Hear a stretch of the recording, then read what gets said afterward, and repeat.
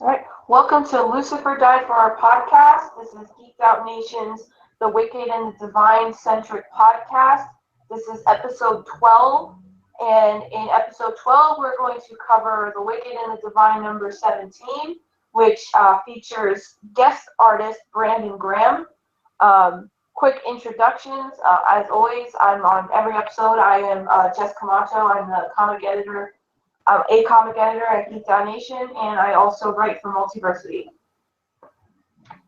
And I am Janobi Odunze from the co-editor at Geeked Out Nation. All right, and so this episode is the last one for quite some time, it seems. This is the last issue of the third story arc for The Wicked and the Divine. This issue is written by Kieran Gillen with art by Brandon Graham. He also does the lettering and the coloring because Brandon Graham is an all-around cartoonist. He's wonderful. He does a lot of work on his own. It's always amazing.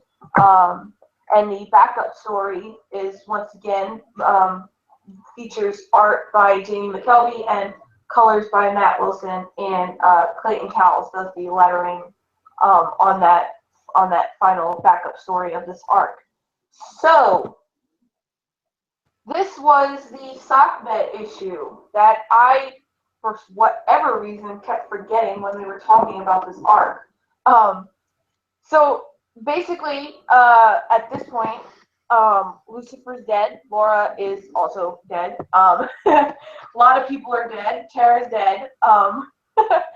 And Woden, as we saw, is conspiring with Ananke. Ananke killed the judge that led to Lucy getting killed, and Woden believes that Ananke is going to be killing again soon.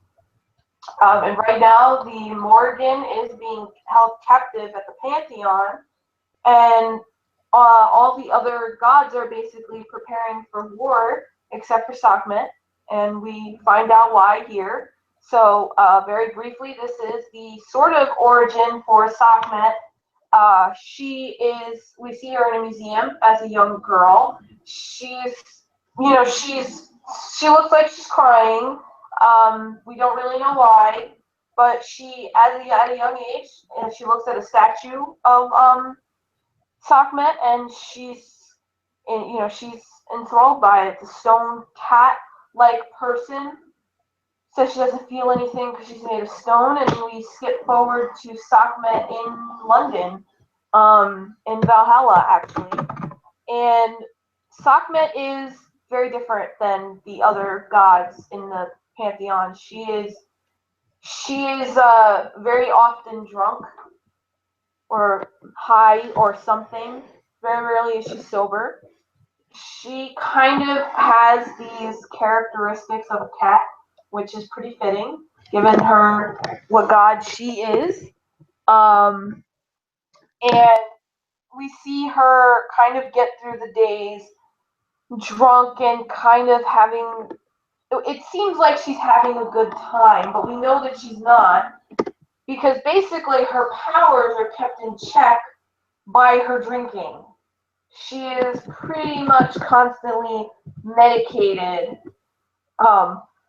by everyone else to stay kind of calm and stay she's easy to deal with at that point, because she eats people,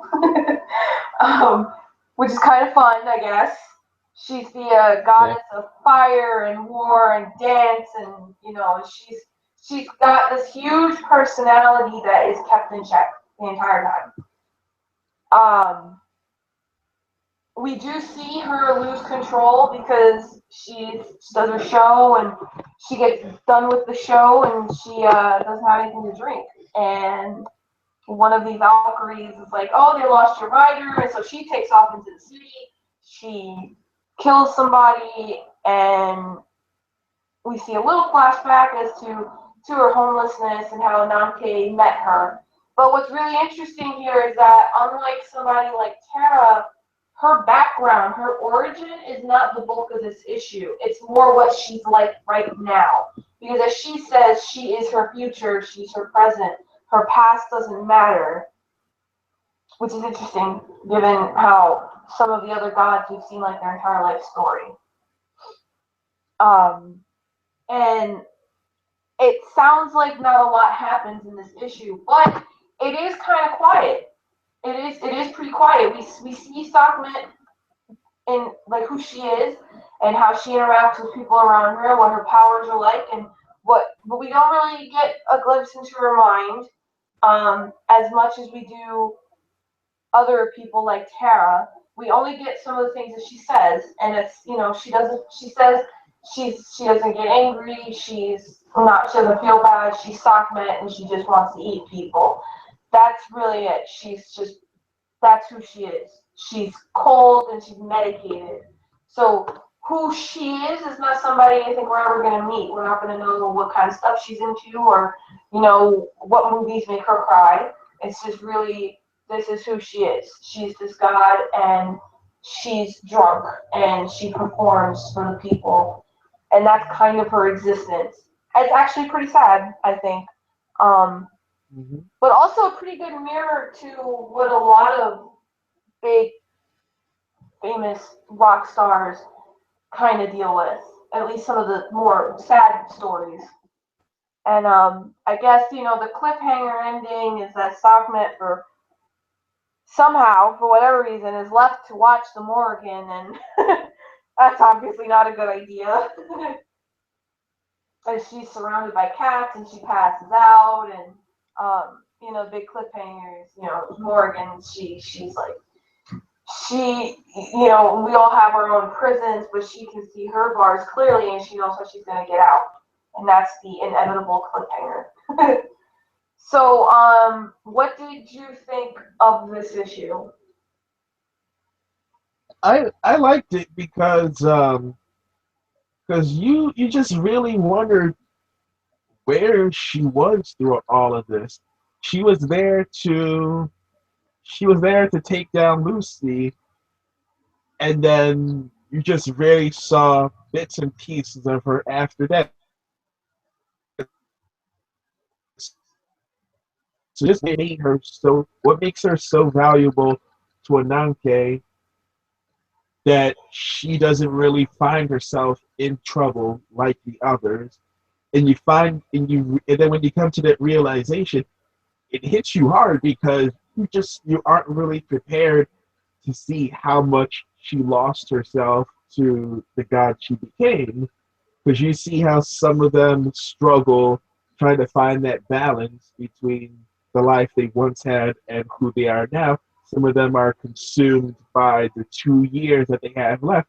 Some of them are just enjoying the ride. And Sakura just is just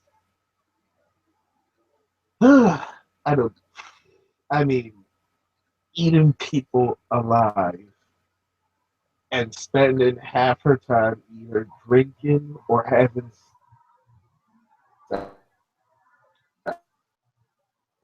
sex. I don't know how she really lives with herself. I don't even know if she even has the time to even think about how she lives with herself, with how drunk she is half the time. And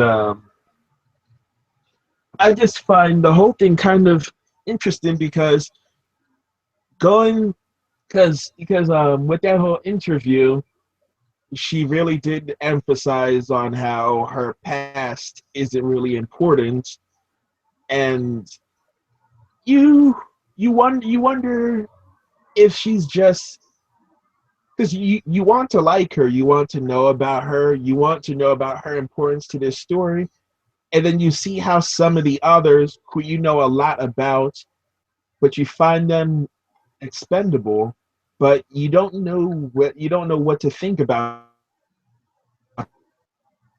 her. Maybe she has her uses because she has her physical prowess to someone like Bao. It's there's just too much of a middle ground with her, and you like it because she's a wild card. Anything can really happen with a character like her going forward. And I really liked the art style for this book because it captured it captures much of her laid back style compared to the others. They let a lot of recent events influence the way they feel, the way they reflect upon life, and she just has that one single track mind where she's just not all there, but she's the flaws of normal people or even gods. So I don't know. I mean, there's just so much to her that you don't take at face value. You like for this issue, as you said, not a lot happens, but a lot really does happen when you really take the time to break down who she is compared to the others.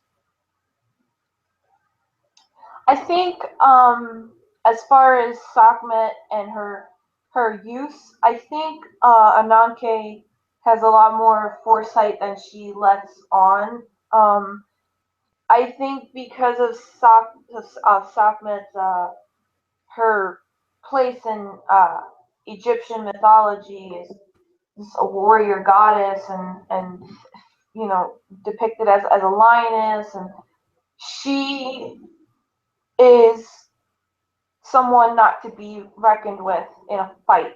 And I think she's kept sedated because it allows them to control her.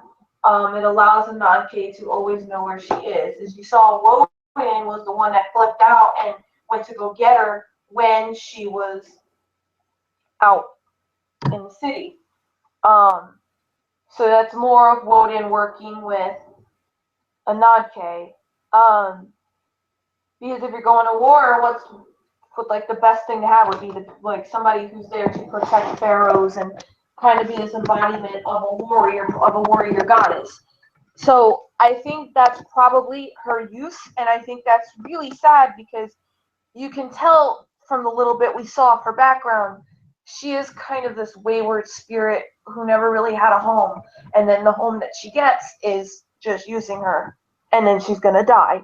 So, so it's terrible, but that's they don't want to leave her alone, and they want to make sure she's always sedated, and so I think that's gonna be her use. Um, and that kind of brings me to talking about all of these gods. Ananke kind of is worse than, like, again, she just keeps getting worse because it seems like every single person that she's brought into this has been some kind of poor young adult or teenager who couldn't find their way. And so she takes them and puts them into these roles that they really probably shouldn't be in. And it's really just more of an unfair existence for them. Tara had her experience. Woden is just terrible. Laura ended up having her experience. Lucy's dead.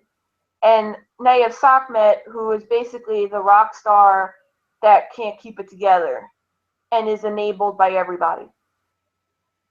So if you look at like any famous person that died really young, it's like addiction and it's alcoholism and it destroys them, and the wrong, when they're making all that money and they're so famous, no one wants to stop them because they're too busy riding that high. So there's part of that that's here with her, and I think it's pretty sad. I don't think it's as overt as the Tara story was, but it's definitely is as sad. To me, it definitely is sad. Mm-hmm. Okay, I just I, Um, but I think though, as a last issue to the arc, it did leave me wanting a little bit more in a bad way. Um, like we didn't get Morgan until the ending, and it was almost too much of a cliffhanger. yep. Like I feel like we should have gotten a little bit something extra since there won't be an issue for a few months. Couple of months. There's no new issue until April, it seems, and that kind of sucks. um, as far as how this ended. But as far as Brandon Graham on art, I kind of think like I like Brandon Graham's art, and I think he's really different from everybody else. And I have to admit, though, I was kind of worried about what his style would look like with this series, and it's kind of perfect because he has a very it's like it's almost psychedelic and kind of cartoony and very it's not like a Stephanie Hans where there's a lot of magical realism to it. It's definitely different. And I think for what Sakmet was doing and the whole kind of grungy rock thing where she's like having these huge orgies and she's drunk and but then she's also this kind of like a warrior that eats people. I think his art really fit. It's very really expressive. It's her expression, like her drunk face, is just so perfect. Hmm. Yeah. And there's something very cat-like to the way she is. Like, Bale calls her a fat cat, and I'm like, oh, that's kind of perfect because she's bored and nothing interests her, and she's climbing on top of him and stretching, and she's tired, and he really nails all that kind of stuff and makes it kind of almost like a haze because it's so like not realistic looking. It's not a realistic looking world, so it fits. Like he really did some great work here. You really did. Yeah, it's still not my favorite of all the guest artists, but it definitely was the most surprising because I wasn't sure how it would work. Yeah. It just at the end of the day, it just really fit the style. Just really fit the story of someone like her. Yeah. It kind of So it kind of takes things from a simplistic perspective in her head. Like if you're wondering how she sees the world, I think this is how you would if this is how you would see her world brought to life. yeah, I don't know if there was any other way to do it.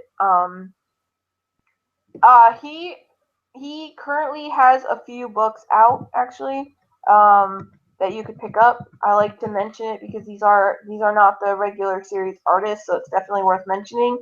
Um, right now, Brandon Graham with Emma Rios is putting out Island, which is a monthly anthology put out by Image.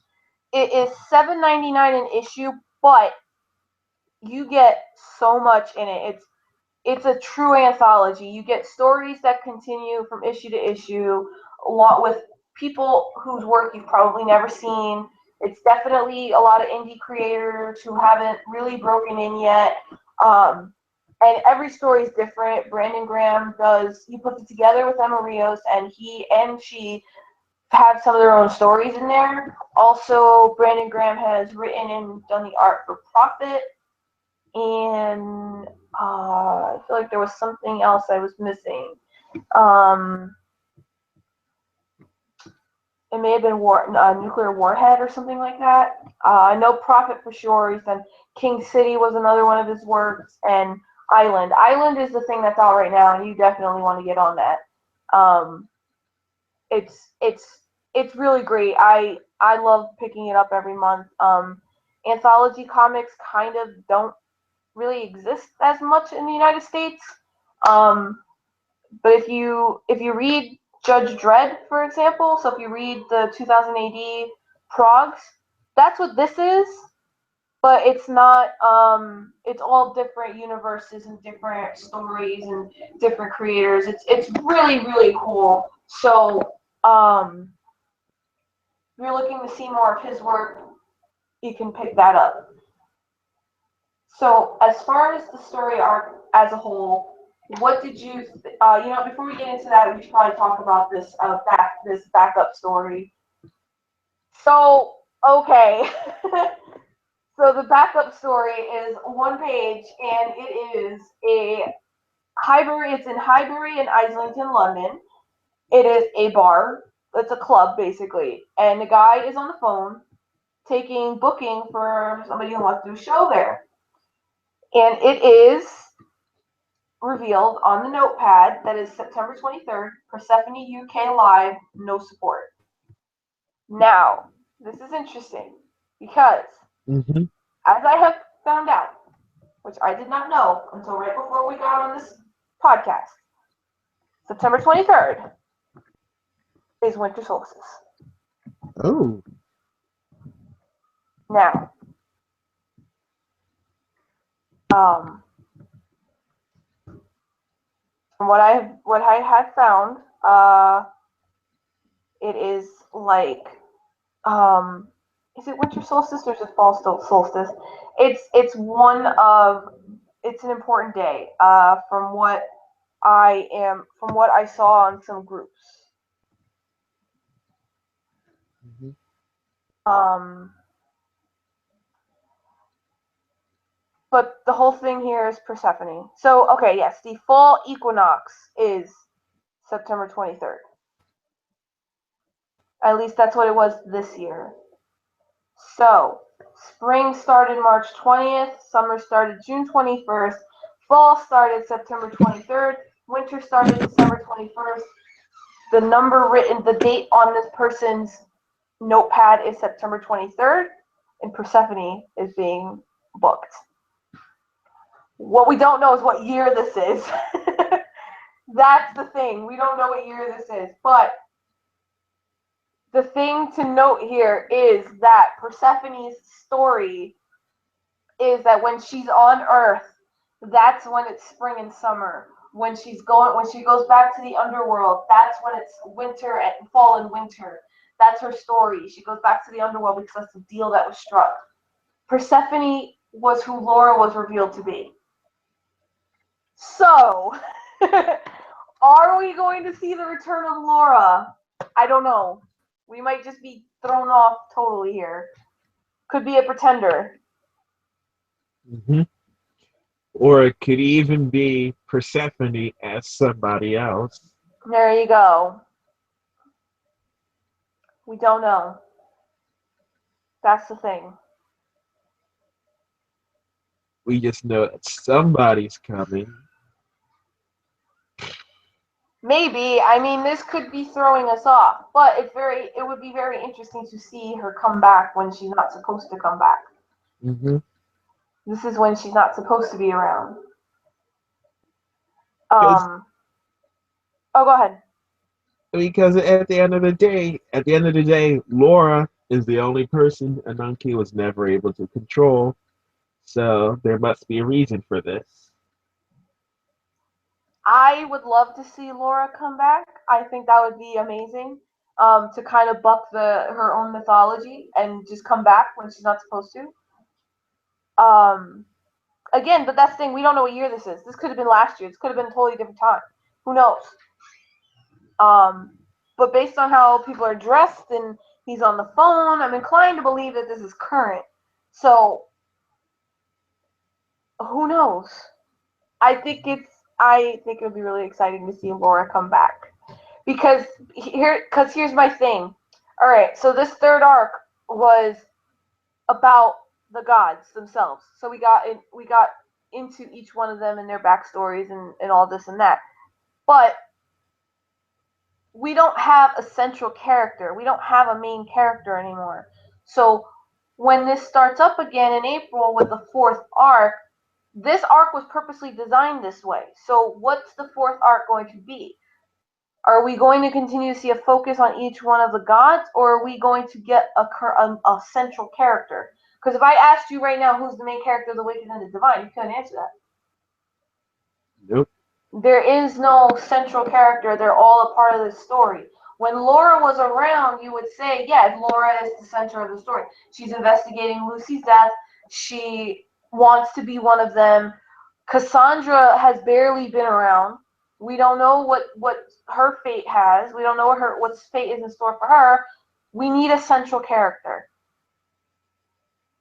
What? How cool would it be to have her come back? That Very. she somehow is not dead.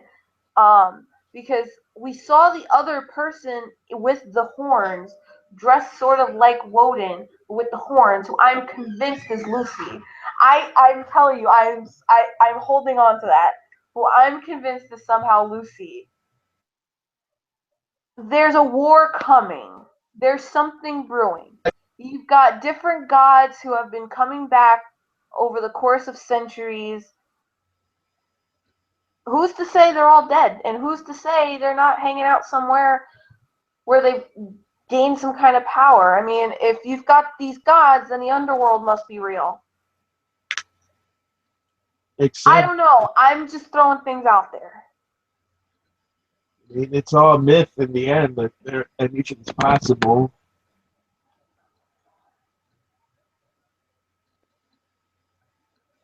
So I think she's coming back. Because I do think we need a central character. Although this could be something really experimental, and maybe we won't get anybody. But I just feel like we need somebody to be our guide and our narrator, and we need that kind of stuff. Not every single panel, obviously, but we do need somebody kind of guiding the way a bit. And maybe this is how Laura comes back, and she comes back as Persephone. She's not coming back as Laura. Her family is gone. She's coming back in the way we saw her,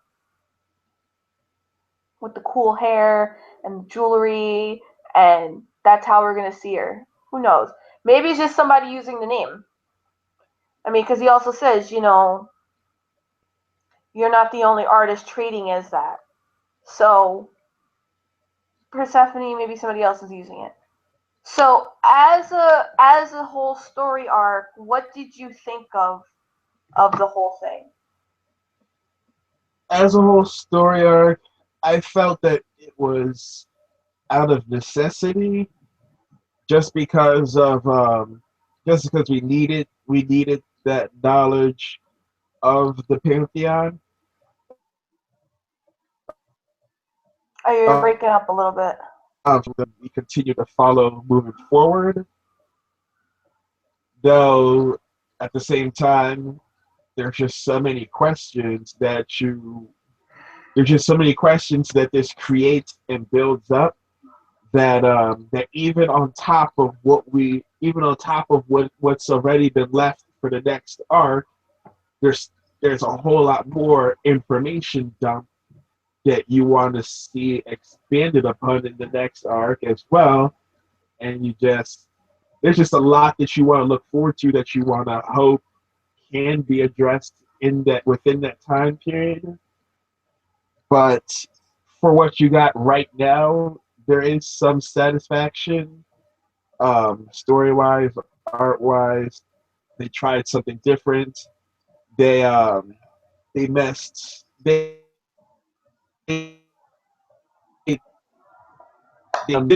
mysteries. Just a whole lot of things you didn't expect that this world had to offer. Though in general, it leaves you wanting more, which I guess was the main attraction. They wanted us to look forward to more, to invest more into this world. There's there's always just that lingering fear that we might not get to everything moving forward. I didn't. Um, I liked this arc a lot. I think there were some really strong issues, but it wasn't my favorite um arc. I thought the first two were much stronger. Um, but I did really like a lot of parts of it. I thought 13 and 14 were wonderful. The Woden issue and the Terra issue. I thought this was a really good issue, even though I felt like we needed a little bit more from it. I thought the Amaterasu issue was gorgeous looking, but the story was kind of meh for me. Um, but I liked it. I liked the experiment with it. I liked all the guest artists that came in. And I think it was important as well to kind of give a little bit about each one of these characters. Um, but I kind of wish we had gotten an issue um, of of Bale. In all honesty, I would have liked that instead of maybe Amaterasu, because I just really wanted him to just be Kanyeing it up, and maybe a Minerva issue too, because I feel like we don't know Minerva either. Um, Yeah, so I liked it, but I still feel like we're missing a little something. But makes me think that there's still something to the two of them that we just don't know about, or maybe that we just don't need it, and I'm fine with that if we don't need it. But I think unlike maybe the first two arcs, this is not something a new person could jump into, which is both exciting and kind of sad because it's exciting because it means we've got to that point in the series where it's like, the training wheels are off, we're just going. But it's also a little sad because it's like, I am all about like kind of getting people into comics, and it's like now, they'd have to start with the first one. I mean, it's cheap, but it's still going to be a little legwork, so it's not really a big complaint. Um, but that's just something I wanted to throw out there. So, couple of things from the letters page, which are important. So there is no new issue until uh, April.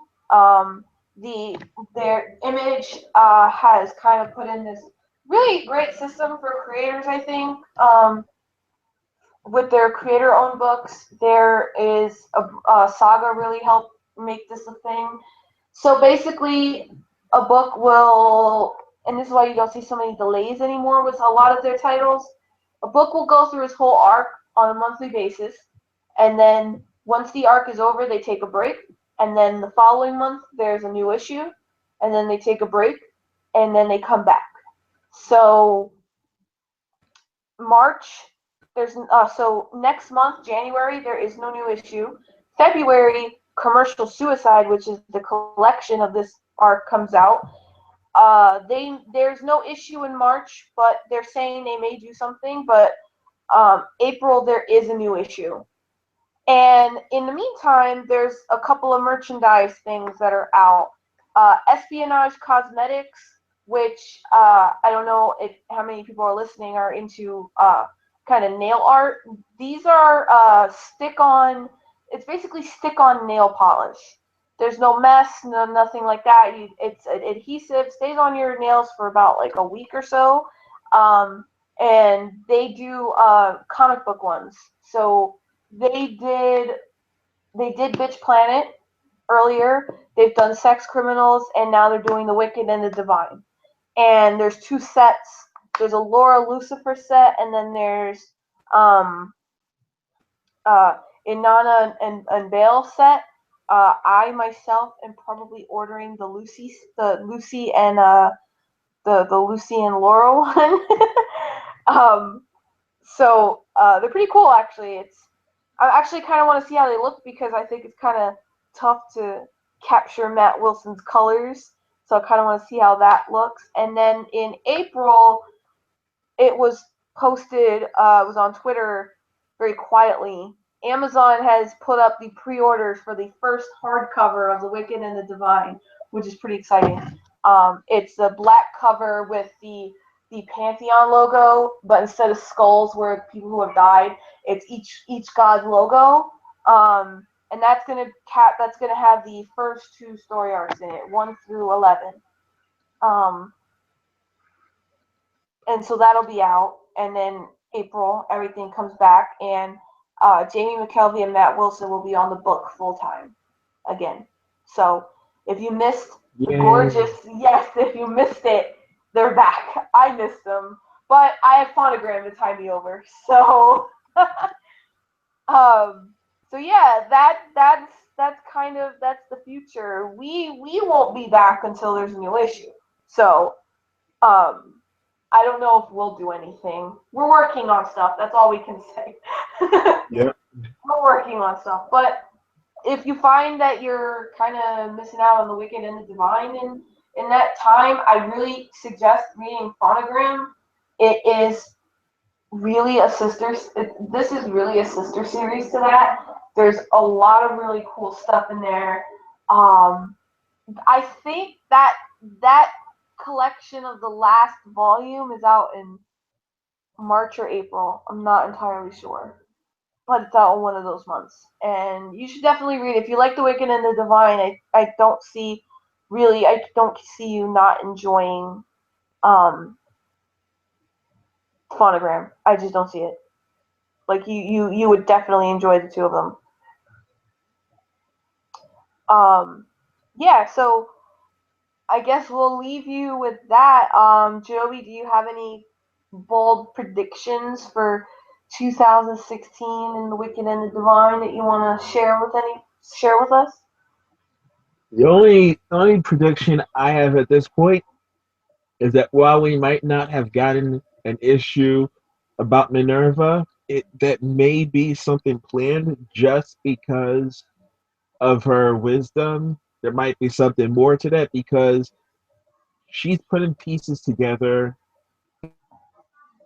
that that's definitely going to play some part in the bigger picture to come. So I still hold on to my whole Lucy is Loki now, but whatever. You guys are gonna just like keep telling me I'm wrong, but I totally know I'm not. so so I'm holding on to that. If Laura doesn't come back, I think we're going to see another lead character come into the fold, who may be similar to Laura, but I don't think we're going to see history repeat itself. Um, but I think I do think Laura's coming back. I think Laura's coming back, and I think Lucy is too, but as a different god. They just come back as Loki. Hmm. They just come back as Loki. Yeah.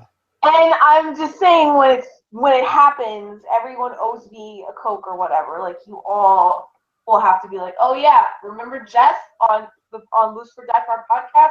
Yeah, she called that. Yeah, you guys all have to back me up on that. So, once again, you can listen to this on Podcast Garden and on iTunes. You can hear every episode on iTunes. Just search Lucifer Die for Our podcast. It'll pop right up. Um, you can find these YouTube. You can find YouTube links on geekoutnation.com. You can read all kinds of great stuff at geekoutnation.com. You can follow us on Twitter. I am on Twitter at Camacho Jess. And Joe, you want to tell them what your Twitter is?